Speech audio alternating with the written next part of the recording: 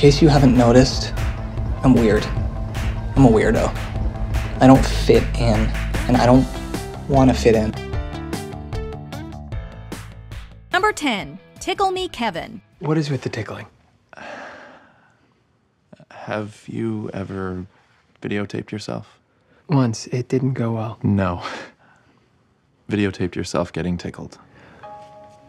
Why does every date I go on have to get super weird? Many viewers weren't quite sure what the show was trying to accomplish by inserting Kevin into a tickle fetish world, but then again, Riverdale is known for its occasional forays into strange subplots. Are you sure he understands what kind of video we're making? That it's just tickling? While Kevin should be able to freely explore his sexuality, the show has frequently put him into questionable and sometimes even dangerous situations for the sake of a few flings or dalliances.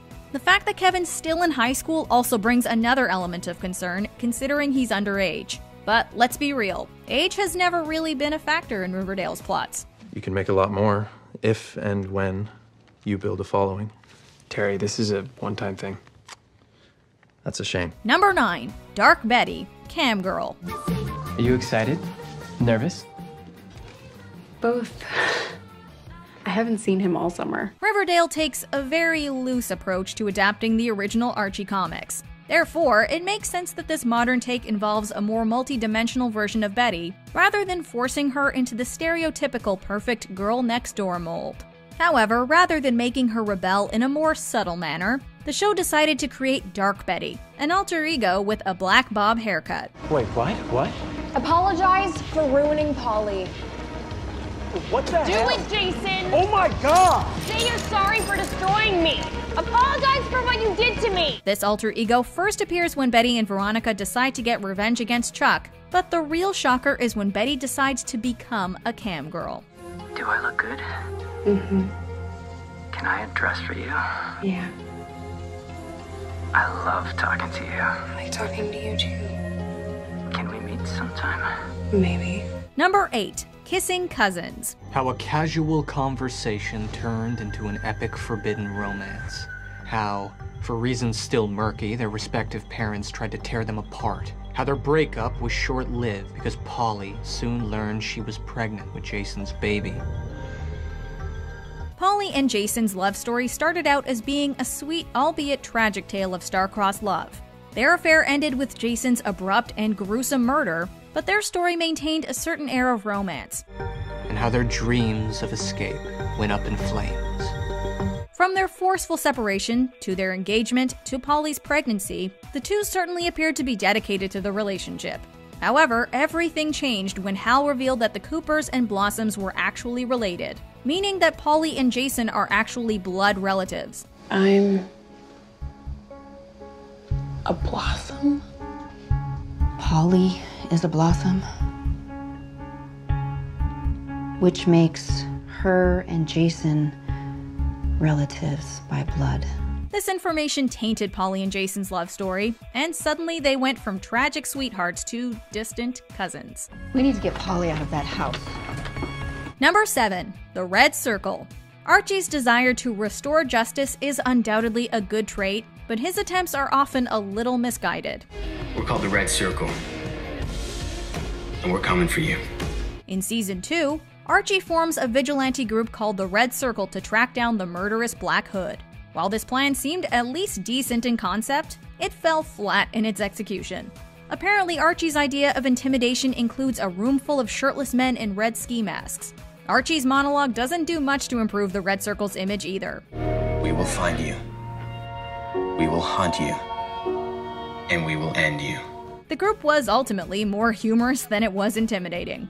But that didn't stop Archie from his desire to be a savior, as in Season 4, where he continued to play the part of vigilante superhero. You're not actually considering fighting crime in those tights, are you? Of course not. I'm gonna need a mask. Number 6. Prison Yard Football. Not so fun without the pads, huh? Oh man, this is great. Holy hell. It's about to get a whole lot better.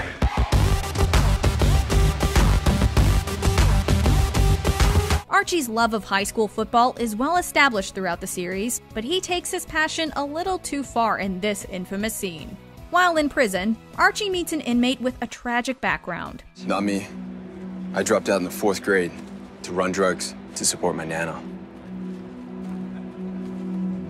That means you haven't known the triumphs and defeats, the epic highs and lows of high school football. He tells Archie that he dropped out of school in 4th grade to sell drugs and support his grandmother.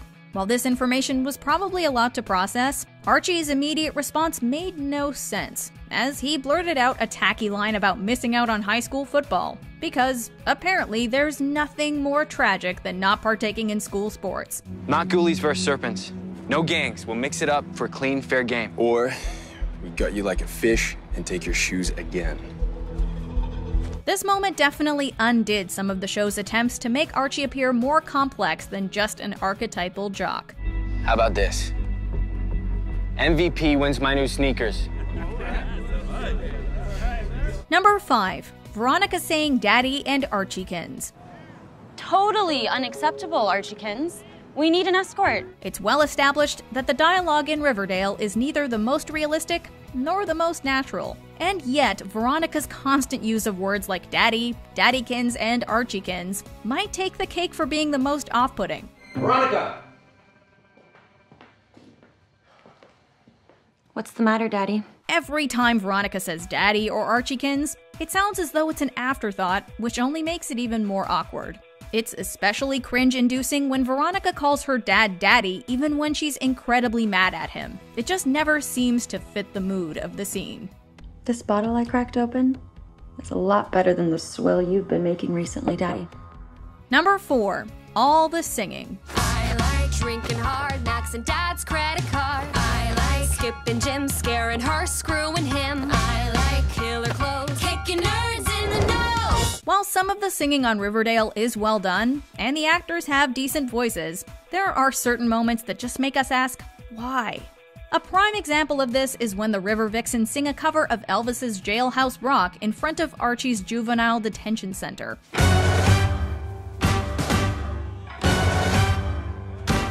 It kind of makes sense. Jailhouse Rock at an actual jail. Or at least a juvie where all the teenagers somehow look mid-20s. The connection is obvious, but the scene is also completely unnecessary. And also it's another example of how the show loves to overly sexualize its teen characters, even when it makes no sense. Number 3. Betty's Serpent Dance. Everything about this scene is jarring and a little bit ridiculous. In an attempt to prove her love for Jughead, Betty decides to take part in a serpent gang initiation and performs a striptease to the sad tune of Mad World. While the underlying sentiment of Betty's acceptance of Jughead's new life is sweet, the logic is somewhat questionable. Betty is a minor, but it gets even more cringe-inducing when you realize that both her mom and Jughead's dad are present to witness her dancing. Her mom's shocked look and JP's awkward clapping really seal the deal.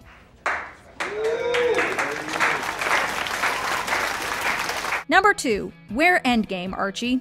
I'm so glad you called, Archie. We did it! Attorney McCoy worked it out with the judge. You're a free man. I shouldn't be surprised. You're amazing. I promised you'd be free by homecoming. Veronica Lodge always keeps her word. The phrase, show, don't tell, doesn't appear to be something that Riverdale follows closely. Veronica and Archie's breakup scene is actually quite heartbreaking, and the actors do a great job of conveying their emotions during a difficult situation. But your dad is still out there. And I can't escape him. As long as we're together, he'll be hunting me down, and everyone close to me is his target. That includes you. The audience really feels for them. However, the writers just had to shoehorn in this phrase, tainting an otherwise moving moment. Because we're Endgame, Archie. While many of us were rooting for Archie and Veronica to stay together until the end, hearing the sentiment worded like that definitely took some romance out of the whole ordeal. I hope you know how much I love you. If you loved me, you would come home. All I can say is, oof. Before we unveil our top pick, here are a few dishonorable mentions. Chad Michael Murray is the leader of a cult. Mom, you can't marry Edgar. He's already married to Evelyn. You think I don't know that? There are no secrets here at the farm. Veronica and Jughead kissing. Jughead? Don't freak out. Just trust me. Paul Papa Poutine Boucher and Small Fry. And this charming fellow is Papa Poutine. He owns a chain of hot dog restaurants in Quebec, which is why you never heard of him. The Cabin Party. As long as it's cool with your dad? Oh, Mr. Lodge actually suggested it. Yeah. Well then, cue the dueling banjos. What? It'll also be a good chance for me to work on my novel.